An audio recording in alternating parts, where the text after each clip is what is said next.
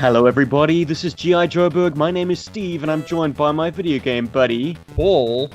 Hey.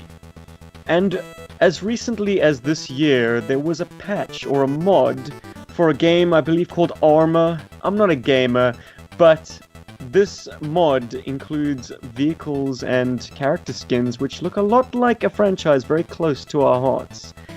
It was showcased here on YouTube by a channel called ODST General. By his own admission, ODST General is not a G.I. Joe guy, and it was suggested on our socials that perhaps someone with a bit more of a G.I. Joe angle should review the footage and offer some commentary. So... consultant, if you will. Yep.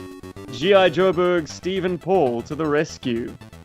Arma is meant to be a realistic survival military sort of game. That's the whole concept of it. So the whole idea is that you create this character and you essentially play as a mercenary, and you earn money and you do all kinds of stuff. The thing is, the actual military game for it is not what's popular, it's how people have modded it. And there have been some fantastic zombie mods. I think there was a game called DayZ or Day One Survivor or something like that. And then of course, this mod that we're going to look at now is one of the reasons Arma is actually so interesting. And that's Arma, A-R-M-A. In case our pronunciation throws you off. So without further ado, let's climb into... And they're calling it the Fight for Freedom, not a G.I. Joe mod. So we start with the interior of a vehicle, which should start becoming a little bit more clear. Side-by-side positions, a tan exterior, as evidenced by that little monitor. What could it be? Could it be a Mauler? It is a Mauler! But the best part about this one is that parts don't fall off. Indeed. It does also have a top turret, so presumably you could be the commander in that position, which I think he's in right now. So it one-ups the toy in that regard. But you can kind of trade out positions. We have the devastatingly large gun. Oof. Beautiful. I'm a big fan of how, and you're going to see this a lot in this video, but I really love these sort of multi-directional displays within the tanks and armored vehicles, and how they have a sort of a delay to them, because apparently that's how it is in the real vehicles as well. There's this like mild delay, or let's put it this way, that's what the US government and other militaries of the world would like us to believe. I'm sure that they're a lot more advanced than they say they are. Did you notice that the Mauler had a coaxial machine gun? I didn't. You can see a little protrusion on the side of the large barrel, and so they rattled off a couple of rounds in addition to the main gun firing. Here we have, oh man, you know, I've always derided the Armadillo, but in this instance, I'm kind of digging it. It makes sense somehow, right? As an anti-aircraft emplacement, yeah. And you know what? It even kind of gimps itself in that you are now seeing the first-person perspective of the occupant, of the driver, but the turret is kind of swiveling away from him. So it's very difficult to keep track of the turret monitors while you are essentially in the driver's seat. You know, it occurs to me that an Armadillo is an incredibly difficult vehicle to operate because you're it. You are driver, gunner, tank commander, all in one. Yeah, something tells me that that is a limitation of the toy that the creator has taken into here. Because I don't think G.I. Joe would simply just allow that to happen. I don't know. The 80s, that was a time when technology, was put into helicopters where you could look at something and the guns of the helicopter would face in the same direction you were looking at. So, I mean, I think this one is maybe just a little bit too much of a faithful one-to-one recreation of the toy, or faithful one-to-one reimagining of the toy with its toyetic sort of properties. Yeah, its failures, its shortcomings in terms of addressing real-world problems. But here we have, we just walked past a very faithful reproduction of the Skyhawk with added sort of weapon pylons. But this... Oh man, just getting the sense of speed that you would get from an Ore Striker that perhaps is the most thrilling thing. You know, it's got really nice physics. The way it lurches to and fro on that very exposed suspension. Great brake power. Man, it's exhilarating, don't you think? I think it's super cool, and I really wish that in this video they could show us if somebody could mount the gun as well. In the back. He's swapped over into the gunner's position. So you see he's now over on the right side. So presumably they have to still work on adding a weapon monitor. I don't think the weapon was functional when this video was taken, but it's nicely designed and very faithful. You could almost see an ammo feed, which is absent on the toy. And also, like, kudos so far to the guy who has done this. There's a lot of good proportional sort of considerations. I mean, you know, some of these guns could have looked really crazy. I mean, you know, the gun on the Ore Striker does still look a bit Sunbow or like the toy, but at the same time, it just works. It's not oversized. I think he had a good. But you'll see it. You'll see like the Vamp has that, and it looks amazing. It looks like they gave it the beefy turrets, the Vamp turrets, from the 25th anniversary, but added the bullet feed. Really nice recreation there. It's kind of taken the best of both. Just capping off the Ore Striker though, like the blueprints point to it being a 10-shot recoilless rifle, and hopefully they would be faithful to that. Though 10 shots is a bit gimped. I mean, you'd want to have a little bit more ammunition than that. But notice once again, he swapped over to the gunner's seat position. Nice to have that level of I suppose cooperative play. You know, one guy drives, one guy guns. You need two people to effectively man a Vamp. There he's rattling off the machine gun. Very, very nice. It would be cool if you are a single seater that you can at least just shoot forward. You know, that'd be cool. True.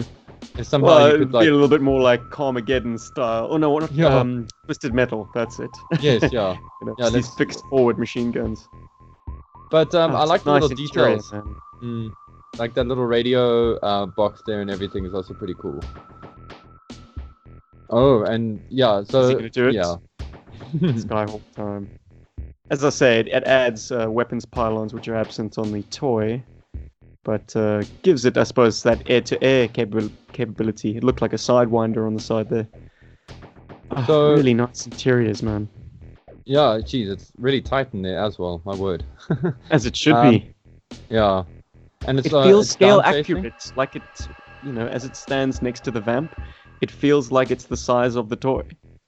Yeah, that's what I like about it as well. Like, it's, you know, he's kept everything in the right scale. I mean, he could have made the Armadillo smaller, I suppose, but he didn't. Or he could have made it bigger. I know that most people would have made that mistake. So, while I'm watching this guy in the Skyhawk, I see he's got it on VTOL mode, and now he's slowly getting it into jet mode. And I wonder if that's just because when he was first trying it out, I wonder if he wasn't sure if there was if there was an actual jet mode to it. Because it looked like he wasn't sure at first. But I think he intended to take off in VTOL mode and then kind of increase the angle of the engines until it was in fully forward jet flight. But you could see that thing really guns it. It's moving. You get an idea of the power of the Skyhawk.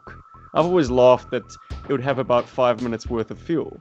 But if you can kind of disabuse your mind from those kind of considerations, then it's a real pocket rocket. I mean, it's just lethal and small and maneuverable, and it can get in and out of tight corners. It seems to have cannon and rocket armament, but those missiles aren't really leaving the pylons, so I guess it's once again kind of an incomplete mod, but we're definitely seeing a very working prototype. Yeah, no, there's no like junk cycle on it yet, you know, where the missile comes off and then reappears or whatever. I mean, to get technical, but it does beg the question now. Like, as I'm watching this being flown around, it makes me think that maybe the Skyhawk actually needs a dedicated chin gun. Did you notice the landing gear just deployed? I did not see that. No. Viewer, back up the footage, man. Check the tapes. The landing gear, the skids, seem to pull into the body of the craft and then push back out when it's entering VTOL mode.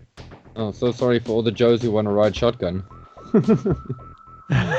Yeah, no foot pegs on this, baby. Yeah, jeez. And I love the little HUD, the glass HUD. I thought that was very cool. I know that that's something they can't do, or they couldn't do in the original toy, and for the, in a lot of ways they couldn't do it on the modern era either. But they did try to sort of retcon that with that. I can never remember the name of it. I always just call it the modern Skyhawk. The Ghost Hawk. There we go. That has something similar to that, but not on the actual cockpit. It's in the canopy. But I really like that. Sticker detail. Yeah, some stick. Yeah, so it's transparent sticker detail on a transparent part of the canopy that just adds something to it. And I mean, all the instrumentation here. I mean, I don't know how accurate this is, but like I'm sure when a lot of it's properly working, it's going to be very cool. I think there's some basic stuff here, altimeter and speed, but it'd be cool when they start getting like weird things like, you know, fuel and all that stuff working. Seems they've simplified the weapon or the gun armament to just a 20mm minigun, but as evidenced by the HUD. But you know, those of us who are sticklers for details know that the Skyhawk has a 20mm twin-barreled gun housed underneath it, a sort of a chin placement, and then those kind of side-by-side nacelles that house, I don't know, also 20mm cannon armament. Oh, and here we have the Stinger, which is, I guess, just the VAMP once again. It's kind of a cheap mod, but with the missile armament. And a spare wheel, because the VAMP has got fuel tanks. Yeah, once again, it's kind of neglecting to include troop capacity. The running board at the back there has been nixed. I don't think they've animated the missiles being fired, but they've shown the smoke as they fly. Well, I like that. Like the way when you go into this detail view for the missiles. It also has a machine gun, which isn't evident in the design. Isn't it there on blink the and you hood? miss it. Yeah. Not in the toy. I think it's intended to be, well, the understanding is that it was in the missile stem. But we've already skipped forward to the Fang. A little bit of a problem with his... Get you in a Fang. Indeed. He's not grasping the control column, but I suppose that's just a kink that needed to be ironed out. I have fallen in love with the Fang even more so after seeing this. Okay, the roll cage is perhaps just, you know, a practical concern that they wanted to wipe out for non-believers. But also a common mod these days as well. I see a lot of guys selling these roll cages for the engine and the canopy as mods, as 3D printed mods that you can buy for your vintage toys. It does finish off the line, to be honest. I'm not hating it. It just kind of takes away some of the signature look of the Fang. You know, the Fang is such an icon. And so you've changed its silhouette by giving it that very typical for a helicopter shape. You know, it's lost something that makes it dangerous, that makes it very Cobra and very unfinished. You know, that $400 they saved on not putting a canopy on there. It seems to handle my very imagination? nicely. Yeah, is it my imagination, or does this hiss have like a rocket pod or something underneath it? I saw something like that earlier, and I wasn't sure because I noticed it's got the chin gun and the side missiles, but it looked like it had a rocket pod underneath it. Maybe our listeners can check it out and let us know. Now, Oh, you're talking about the Fang. Yeah, sorry about the Fang. My bad. Here we go, trouble bubble time. So now this is something I never thought that they would bother modding, that somebody would actually bother to put in. But, you know, having played like Metal Gear, it's just the trouble bubble is so cartoon. And I think it's very difficult for people to get their heads around it having real military application. But I mean, Metal Gear Solid 3 sort of has a vehicle that is very similar to the trouble bubble, and here it is, and it's looking great. And I love the sort of modern finishings that it has. There's a lot more safety concerns in this one. Once again, 20mm minigun, which no doubt packs and punch. So these things are, once again, pocket rockets. Just really small, cheap, fragile, but potent little rockets. I mean, this thing must be so cool for anti-personnel, actually. You know, or you're scout going missions. As an infantryman, this thing would immediately increase your range far more than a jeep or a motorbike would. But wow, look how it handles. It is insane.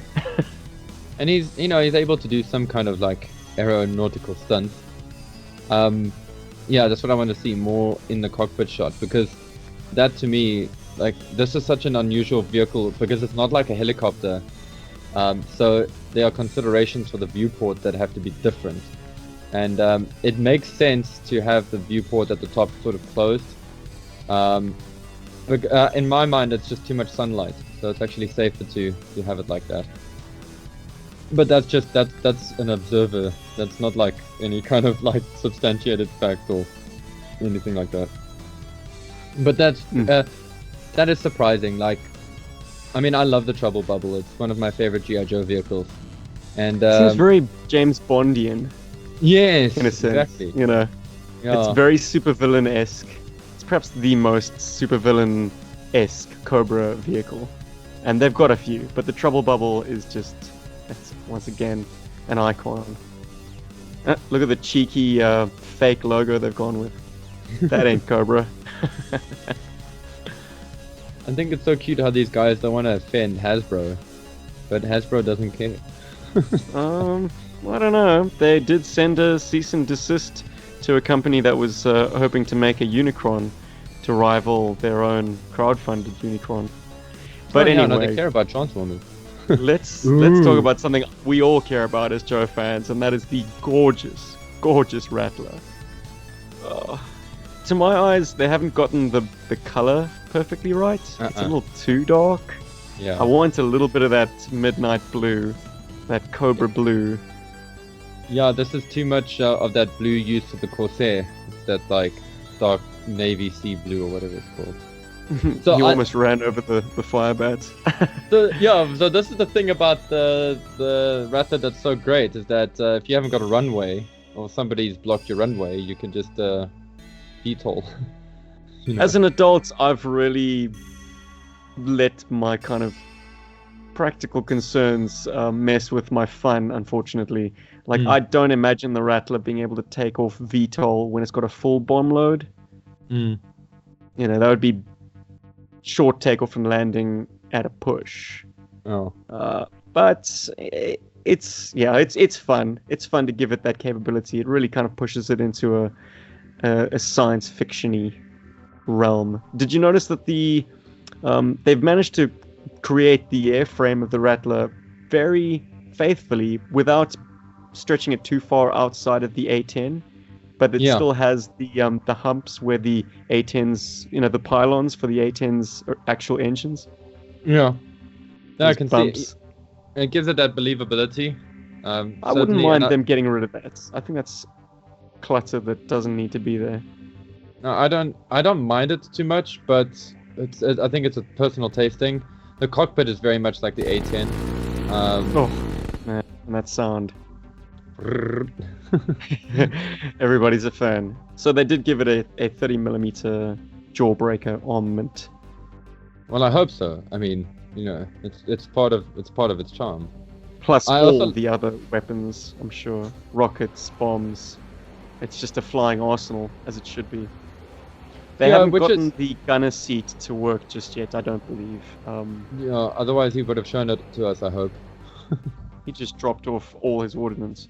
And it hasn't kind of fallen off the model. But, yeah, it all kind of let fly. That should have done some serious damage, I don't know.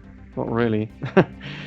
That's the trouble with these very accurate simulations, is that it's not as explosive or as arcade as you might want it to be. Yeah, it's usually just poof. Yeah, it some black depends. smoke. That's it.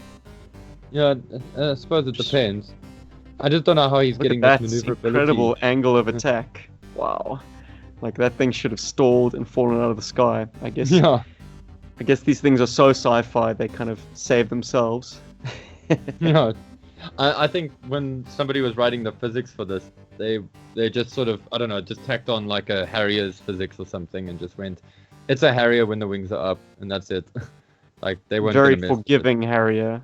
Mm. I mean, on Harrier is notoriously difficult to land, and you don't Yes. have a great deal of hover time available to you. Otherwise, the engines would overheat. Yeah, so apparently it's akin to balancing plates on a stick, to spinning plates, as is the same thing with helicopters. So With So- a time limit. with a But, time limit, yes, yeah. Oh, but Oh, just reaffirming that the Rattler is a spectacular toy design. I even love the little turrets. yeah, I like it because it's always felt like a World War II bomber to me. In the World War II bombers. Which is hopelessly anachronistic, but makes Yeah. for a fun toy, and no doubt would be fun to play as in this video game. But my god, is this a fast plane? Yeah.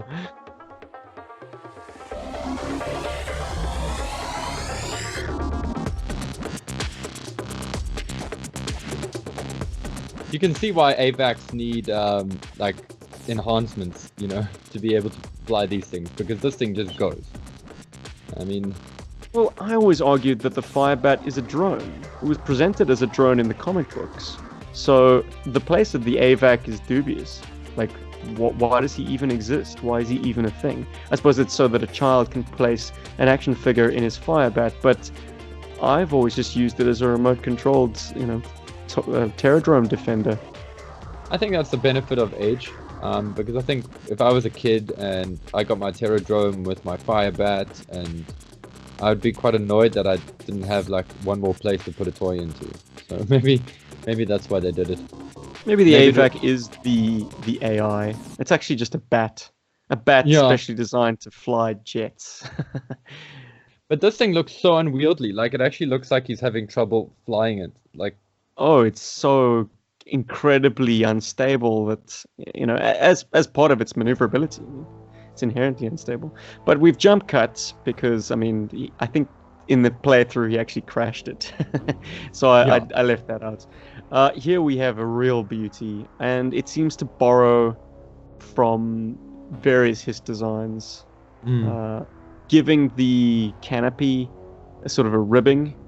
That screams of, what is it, the DTC hiss?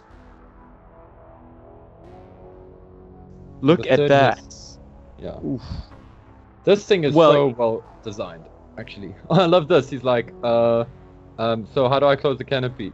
He's now racing along at sort of like luge level, basically, in the jaw of the vehicle. It defies the original hiss design in so having that kind of lowering jaw feature, which I think, if we actually dial the clocks back to the original kind of mock-ups for the hiss, was something they wanted to include, but maybe it was prohibitively costly, or just engineering were like, the mechanics to get this work are not worth our time. Let's just give it a hinged canopy and be done with it. In the early comic books, they seem to push that design. Here we also- have some broken design in the programming. We're kind of inside the tank now. It hasn't been fleshed out. Unfortunately. Let's hear that But- cannon, man. Wait for it. Mm-mm-mm. What do they Select call them? weapons. The cannon on the hiss is the double Diablo. There we Once go. again, I think he's inside a kind of a troop portion at this point. Maybe they will harmonize this Hiss 1-ish design into being a kind of a Hiss 2 APC style as well. Because we all did that with our Hisses anyways. You pop the Yeah. turret off, and you can put some guys in there. Totally. This really is a great combination of a lot of Hiss because we've got the Hiss tank, the first one. We've got design features from the second Hiss. We've got the canopy from, I think it's the third or the fourth Hiss, which is a DTC Hiss. And then there's just one or two like small changes on the lines here. which also remind me of the hiss from the comic book. Like the comic book, sometimes that rim around the canopy, it's a bit more prevalent here than it is on the original toy, and I like that.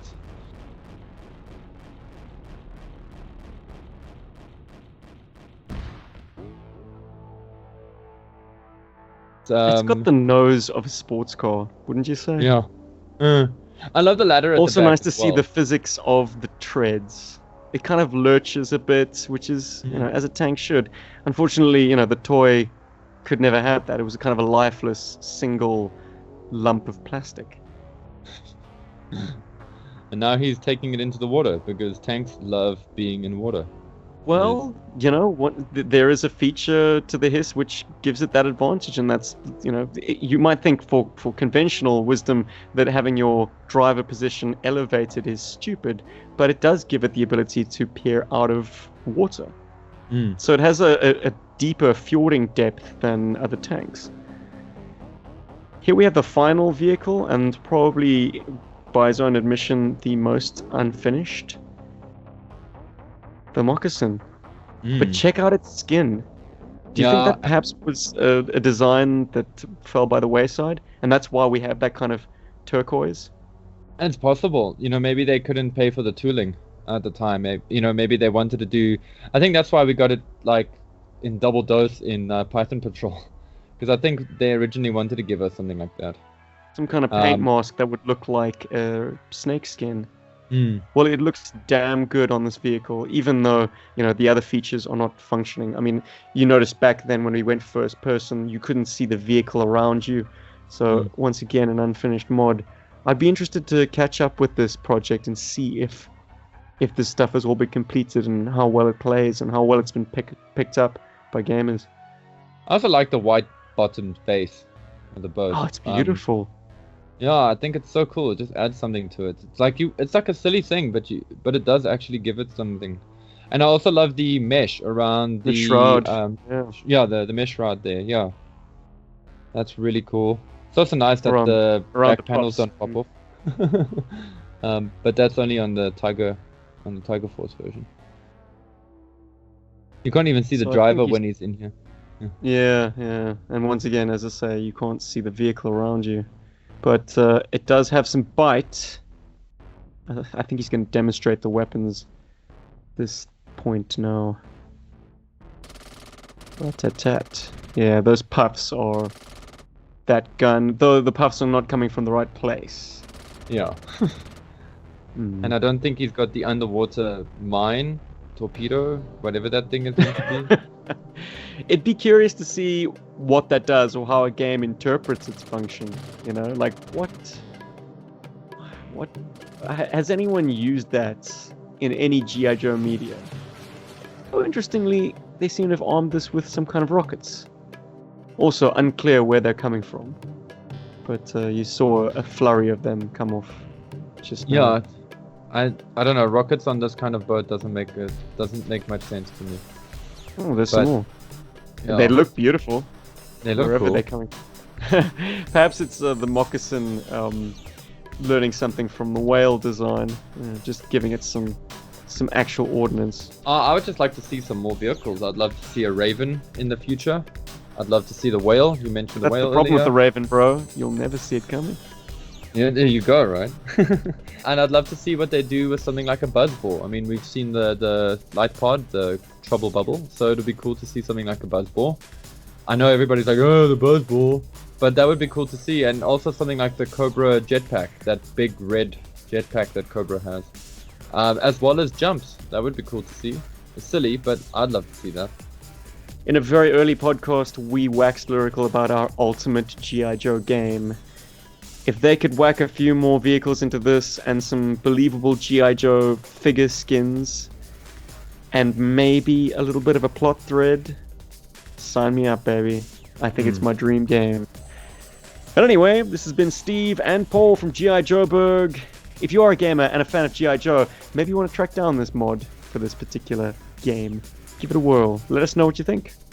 If you are a fan of this game and this mod, then scroll on down to the comments section and let us know if it's any good. Thanks again to ODST General for the footage. A link to his channel will be found in this video's description, so scroll on down and check him out. Later, guys. Later.